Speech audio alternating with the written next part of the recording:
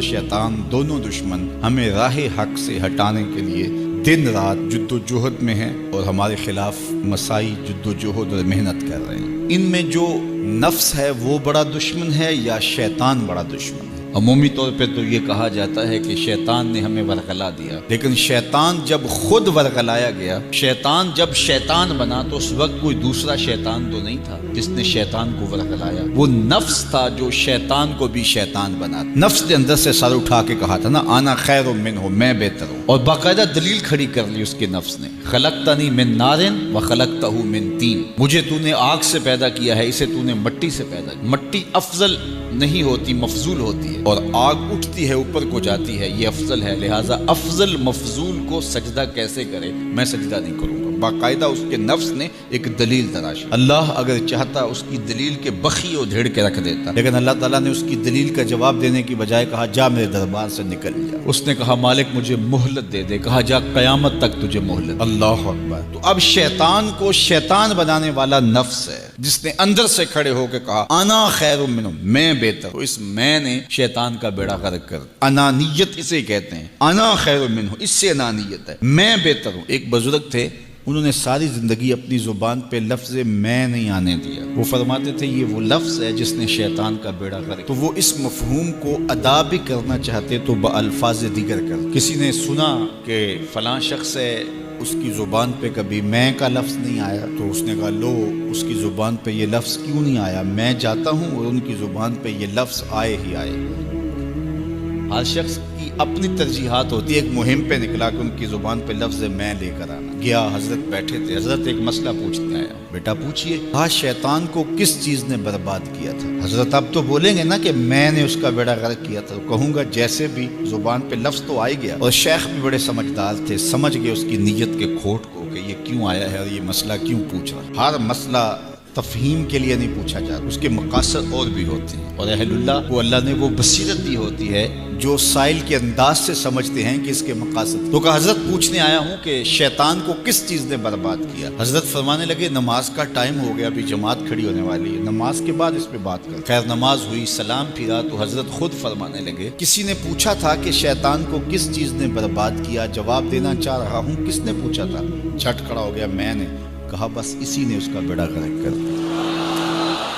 तो अनानियत मैं जो है ये शैतान को शैतान बनाने वाली नफ्स, जिसने अंदर से सर उठाया और कहा आना खैर मिन्हु, मैं बेहतर हूं, तो ये शैतान को शैतान बनाने वाला नफ्स है। तो नफ्स शैतान से भी बड़ा दुश्मन। अब हमारे साथ दो बड़े दुश्मन लगे हुए, एक शैतान और दूसरा नफ्स, और दोनों हमारे बातिन को उजाड़ने के लिए, हमारे मन को बेचिराग करने के लिए, हमारे अंदर की रोशनियां बुझाने के लिए दिन रात कोशिश। एक तन्हा नातवा अकेली जान, दो दुश्मनों के नरगे में, और दोनों दुश्मन बड़े तगड़े और बहुत ताकतवर, और हर वक्त हमारे ऊपर हमला आवर। अश-शैतानु जासिमुन अला क़ल्बि इब्न आदम फ़इज़ा ज़करल्लाह ख़नसा व इज़ा ग़फ़ला वसवसा। हज़रत नबी रहमत सल्लल्लाहु अलैहि वसल्लम ने इरशाद फरमाया शैतान औलाद आदम के दिल पे कब्जा जमाता है, और जब बंदा गाफिल होता है तो ये वसवसे डालता है, और जब बंदा अल्लाह का जिक्र करता है तो ये भाग जाता। तो शैतान वसवसा अंदाजी करता है, बातिन को उजाड़ता है, मन को लूटता है। नफ्स और शैतान दो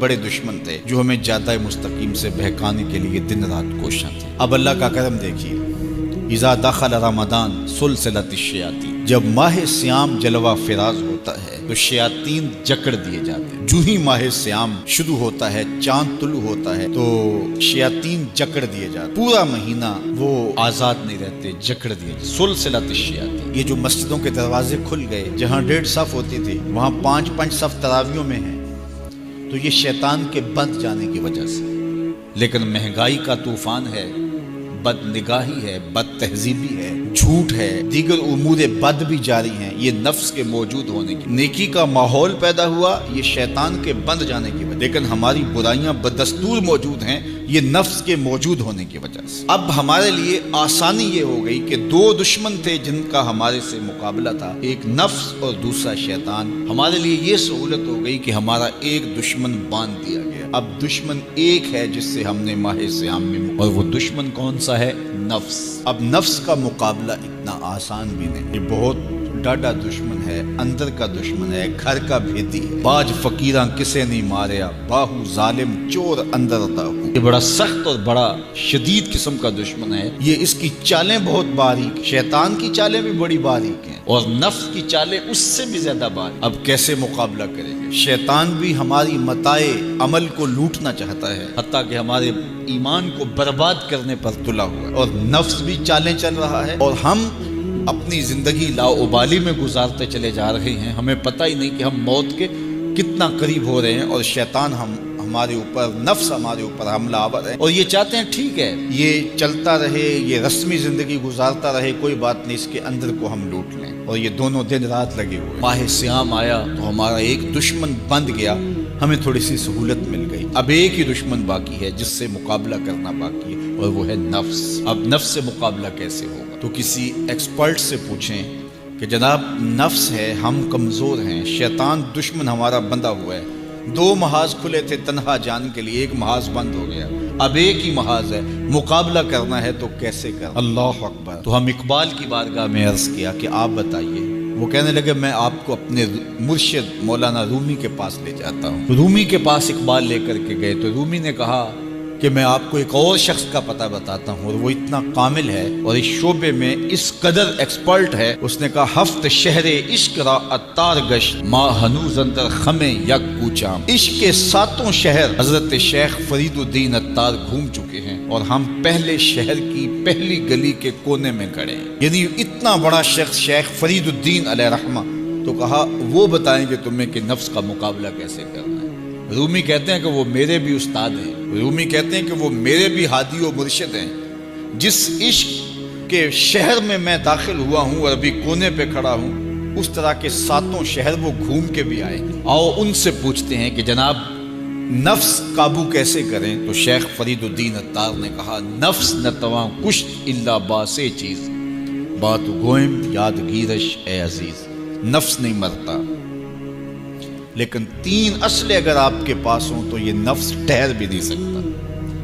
غور سے سن لیجئے، روحوں میں اتار لیجئے، اور زندگی میں ہمارا مقصد ہے اس نفس کا مقابلہ کرنا۔ شیطان کا مقابلہ کرنا بھی ہمارا مقصد ہے، اور نفس کا مقابلہ کرنا بھی ہمارا مقصود زندگی ہے۔ ساری زندگی فریب میں ہم میں نہیں گزارنی، زندگی تیزی کے ساتھ گزر رہی ہے اور ہم آغوش موت میں اترنے والے ہیں۔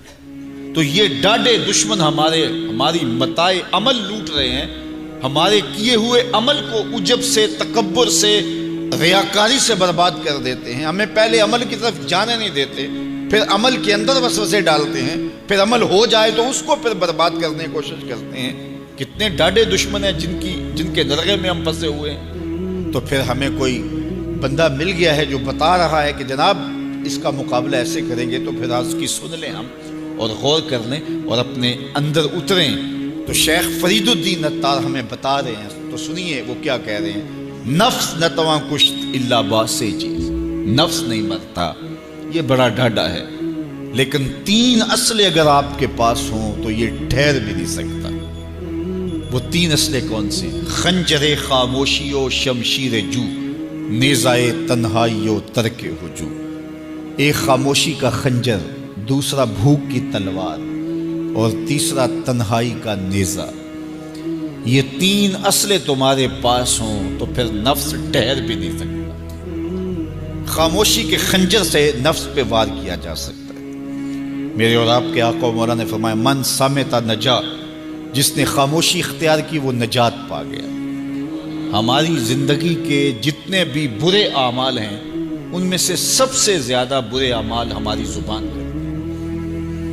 ہمارے ہاتھ بھی گناہ کرتے ہیں، کسی پہ ظلم کریں تو گناہ کرتے ہیں، ہمارے پاؤں بھی گناہ کرتے ہیں، برائی کے اڈے پہ چل کے جاتے ہیں، ہماری آنکھیں بھی گناہ کرتی ہیں، ہماری سوچیں بھی گناہ کرتی ہیں، ہم حرام کمائیں کھائیں تو پیٹ بھی ہمارا گناہ کرتا ہے، لیکن سب سے زیادہ گناہ ہماری زبان کرتی ہے۔ جھوٹ یہ بولتی ہے، غیبت یہ کرتی ہے، بہتان یہ لگاتی ہے، گالی گلوچ سب و شتم یہ کرتی ہے، گلے شکوے کا انداز، ناشکری کا لہجہ یہ اختیار کرتی ہے۔ اسی لیے میرے اور آپ کے آقا و مولا نے فرمایا جو تمہارے 2 جبڑوں کے درمیان ہے، یعنی تمہاری زبان